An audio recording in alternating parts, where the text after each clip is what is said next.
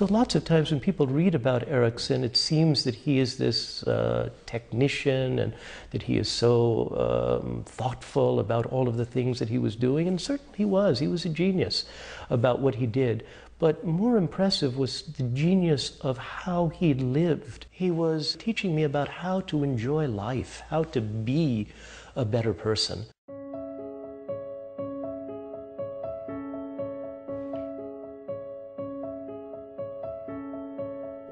I'd like to have you take your time about going into a trance.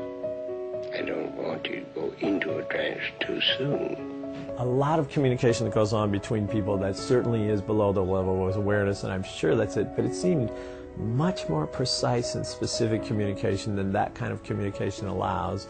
So, you know, I know he didn't believe he was psychic, but he seemed psychic sometimes. It was the psychoanalytic heyday.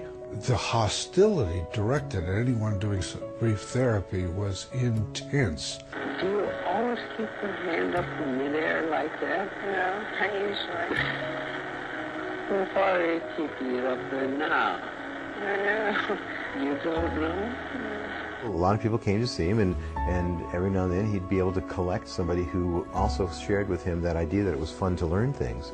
He looked and he said, "You've got a tendency to over-compartmentalize in your thinking, and it gets in the way of your unconscious."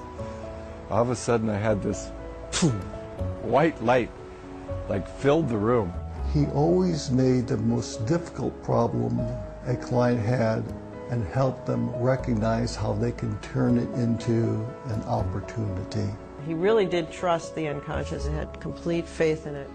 You focus with patience and attention where it should be focused and where he can call forth memories that he'd long forgotten.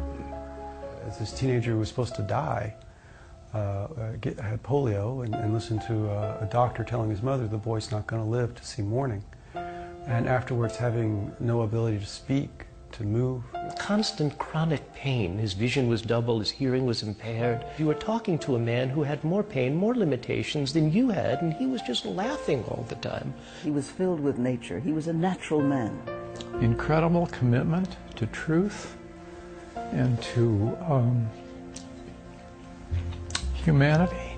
It really made me feel really sad that I knew he couldn't, you know, he didn't have the muscles to reach out and hug me. But it was okay.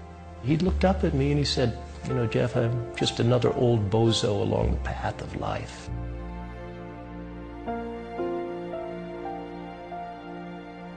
God, you hear my voice?